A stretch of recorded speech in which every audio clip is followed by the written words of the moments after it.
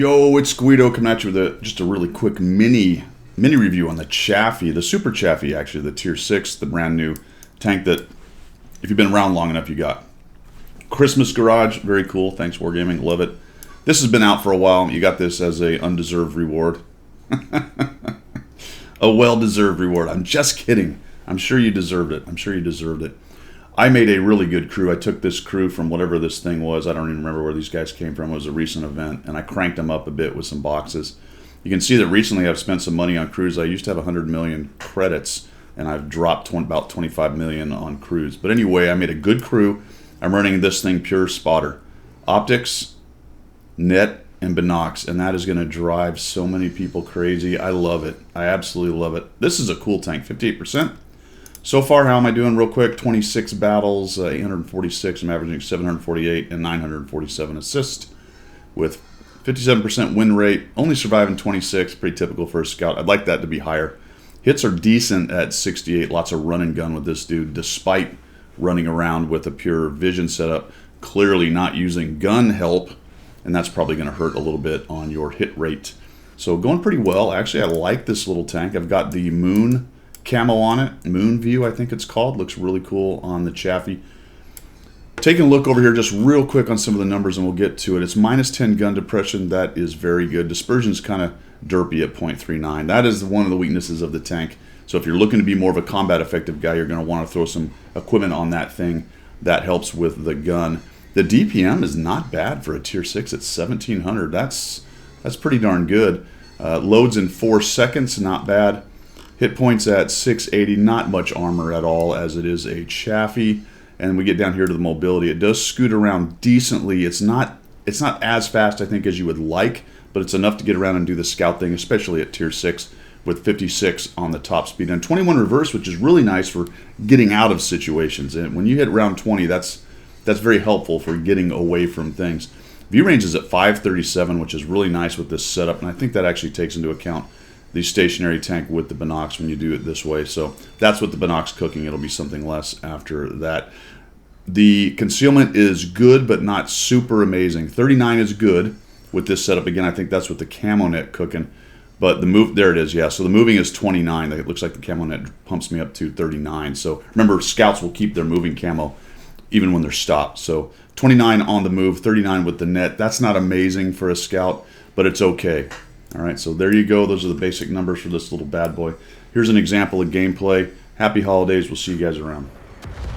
Okay, example of gameplay for the Chaffee, the Super Chaffee, not the Chaffee, the Super Chaffee. And you can see we're bottom tier. We're on Malinovka.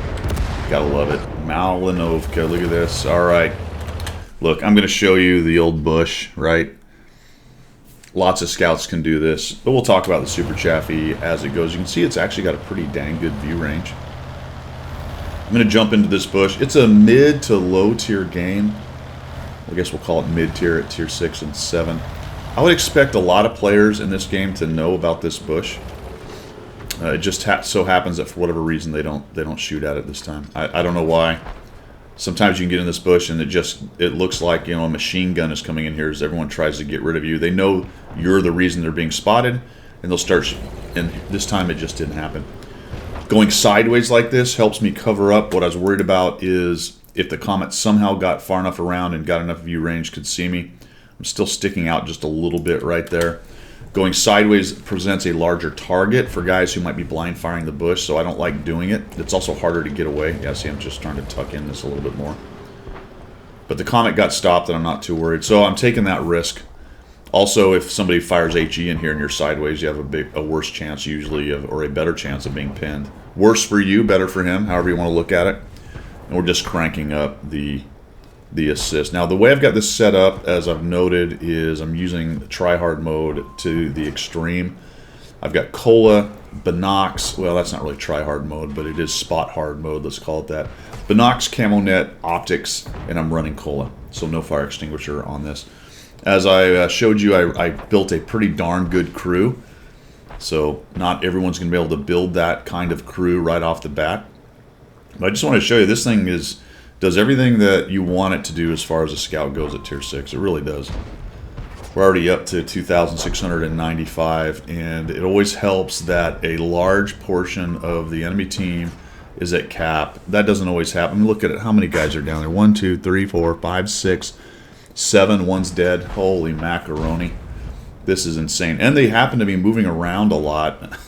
So the binocs are helping with the burn through and giving me just a little more range on those low camo guys that are moving around.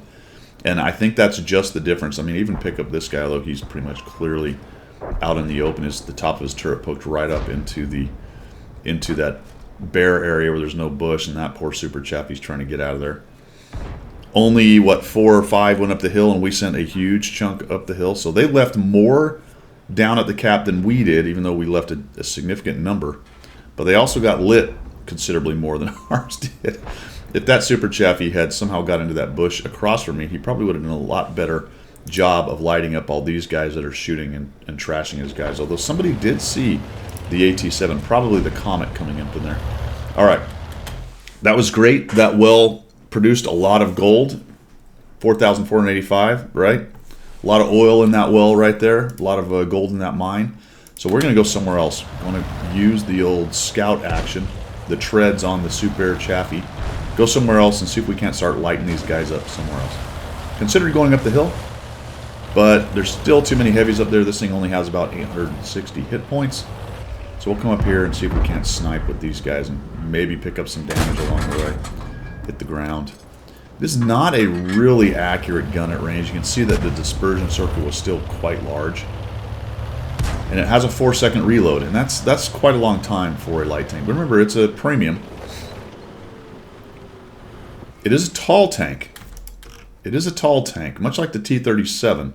Quite large for a Tier 6 light tank, to be quite honest. I mean, look at it in comparison to the KV-122. I mean, it looks to be at least as tall, if not taller. It's a more compact tank, but for a scout, it's quite large. So you're going to have to watch out.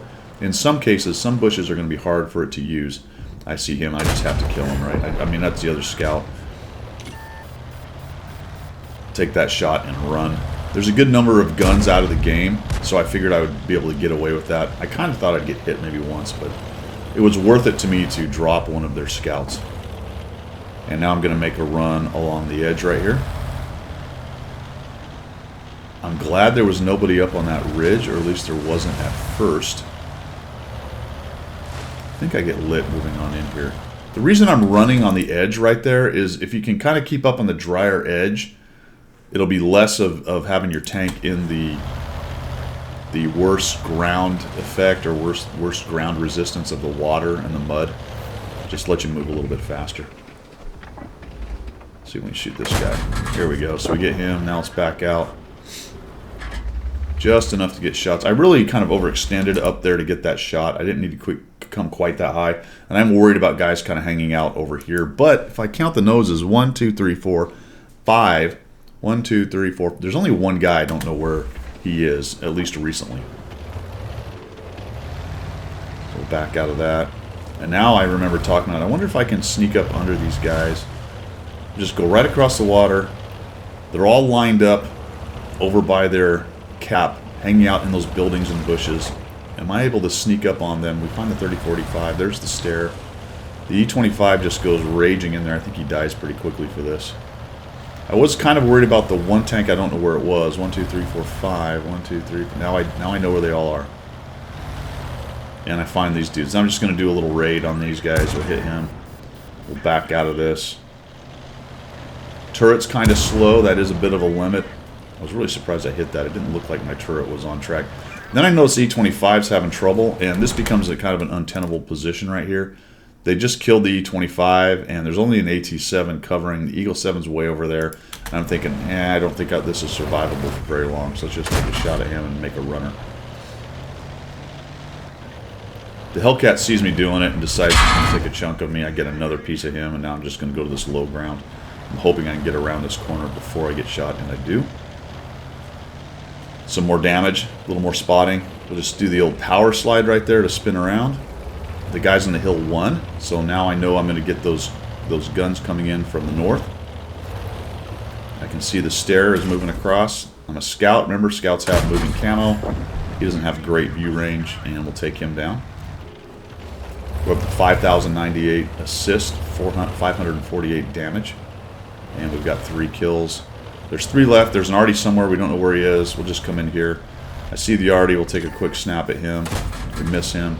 I noticed that the Churchill is a one-shot. So we'll see here for a second. What I'm hoping for is shots from all of these guys down on them and get a little more spotting. That's what I'm hoping I get out of this.